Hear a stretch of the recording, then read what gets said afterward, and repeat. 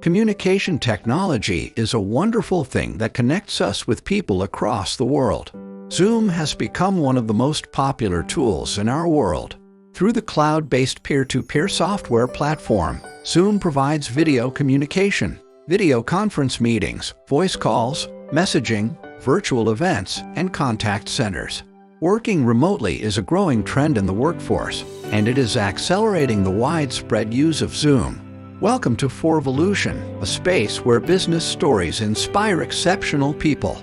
Eric Yuan, who was raised in China in a family of mining engineers, demonstrated his natural entrepreneurship from a young age. When he was under 10 years old, Eric began to take unwanted building supplies for recycling, and he got paid in return. His first expression of interest in technology was as a teenager when he decided to study applied mathematics and computer science at university. After graduation, he spent 4 months in Japan for a training program. At that time, he went to a speech delivered by Bill Gates, who was the CEO of Microsoft and was getting prepared to unveil the web browser Internet Explorer. Eric was motivated by what he had heard about and tempted by Silicon Valley. A firm decision was made to get involved in .com advancements. Eric submitted 9 applications and had previously been turned down numerous times prior to receiving a visa to the United States. In 1997, Eric moved to California when he was 27 years old and accepted a position as an engineer with Webex, a video conferencing company. When he first came, he spoke minimal English, and he concentrated only on his work. His only activity in his spare time was pick up soccer. During that time, Webex experienced huge growth and became one of the best for video calling and conferencing. The company went public on NASDAQ in July 2000.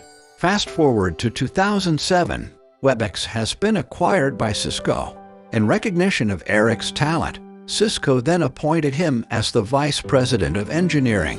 However, Eric knew very well that the Webex video hosting system was not perfect. The success of Webex was simply because there were limited rivals in the video conferencing business. Eric listened closely to Webex users' complaints and compiled a long list of them, which included connectivity problems, audio and video delays, and extensive installation procedures for new users. He realized that Webex would eventually face increased competition from those who could provide better services at a lower cost.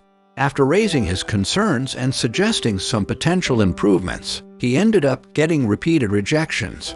He gave up and left the company in 2011. Soon, he began to prepare for his new venture, which was initially called SOSB. His former staff of 40 engineers joined him in developing a new online conferencing application. A former director of corporate development who recently left Cisco, Dan Shanman, was approached by Eric. Dan appreciated Eric's engineering capabilities, but he was undecided about the possibilities of Eric's startup company. Regardless of having doubts about the success, Dan still sent Eric a check for $250,000, based in great part on his strong opinions about Eric. Meanwhile, the new company also received another $250,000 investment from Webex founder, Sabra Yar.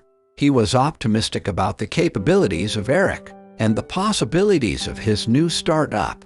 Within a short period of time, the company had secured $3 million in seed funding, which included venture capitalists. Most of the investment capital was allocated to recruiting engineering experts who were based in China, in addition to the existing 40 engineers. This was primarily due to the tight budget and a cheaper option. In the following year, the company was renamed to Zoom, and its beta version of the Zoom product was introduced in August of that same year. It was outstanding and stood out from the rest in many ways. Its product supported up to 15 attendees for meetings at once and allowed participants to easily join meetings even when there was a weak network or connection. The audio and visual quality on Zoom were both excellent, and it operated well on mobile devices. Moreover, Zoom enabled attendees with the convenience of meeting hosts without being required to download anything or log in. The product of Zoom 1.0 was officially unveiled in January 2013.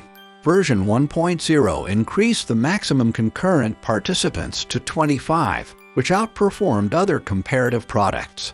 Zoom worked perfectly on all devices. The image resolution was excellent and the screen sharing was effortless, allowing users to view everything clearly. It offered free use of the product for meetings with 2 attendees that lasted under 20 minutes. Meanwhile, business and enterprise customers paid a monthly fee of $9.99 per host with no time restriction on meetings. Within a month, Zoom had accumulated 400,000 users and had increased to 1 million users by May 2013. Previously, the company had just completed a capital raise of $6 million from famous investors, including Qualcomm Ventures and Yahoo founder Jerry Yang. Zoom saw the huge potential in the education sector. Just before the launch, the company revised its pricing structure to cut down to only 99 cents per month exclusively for the educational licenses. As a result, Zoom had established itself in a sizable market with lots of potential and was growing quickly. Despite experiencing rapid expansion in its early days, the company did not have a specific marketing department. The early growth was entirely reliant on word of mouth. When Zoom was just getting off the ground, minimizing customer acquisition costs allowed it to become competitive and sustainable. Under the leadership of Eric, the business was heading in the right direction. Learning from previous experience at Webex, Eric was customer-oriented and provided users with solutions. He even sent emails directly to customers for feedback. Thus, he discovered a lot about the issues clients were commonly facing. In 2014, the company launched Zoom Presence and ultimately renamed it to Zoom Rooms after 1 year. It was a video conferencing solution for rooms and relied on its conference room connector. This technology enables customers to easily integrate Zoom meetings with conference rooms and even with other conferencing products.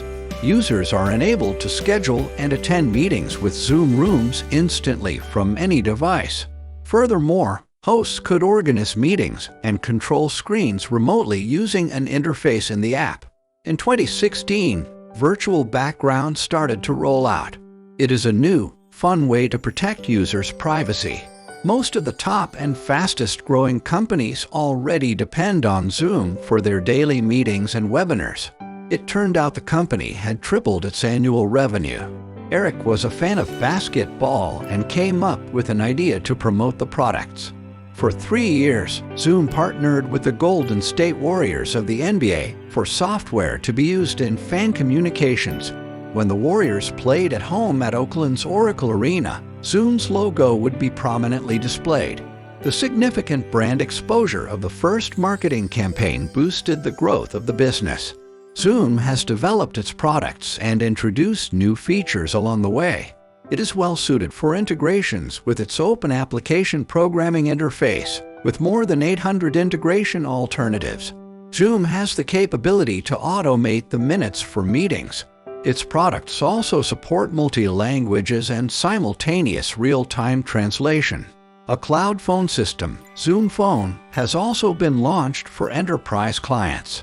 It provides end-to-end telecommunication services without requiring additional hardware. With its full analytics tool, it allows access to information and data about communications. Furthermore, Zoom Chat has been introduced as an in-app messaging tool, whereas Zoom events and webinars have been unveiled to establish virtual venues and experiences. The Zoom Whiteboard is another new feature for upgrading meeting interaction. Nonetheless, Zoom has come under fire for its security and privacy issues. The company has continued to strive for improvement to mitigate the risk. In April 2019, Zoom went public and was listed on Nasdaq at $36 per share. The share price soared more than 72% on the first day of trading, and the market value reached about $16 billion. Zoom is now well known and has evolved into a platform for communication, hybrid work, and business workflows. The annual revenue has surged to over $4 billion, 6 times increase within 2 years, and is making a profit of over $1 billion. Since the pandemic, Most businesses rely on Zoom for day-to-day communication and have been transformed in whole new ways. Zoom has been essential in keeping businesses going during difficult times.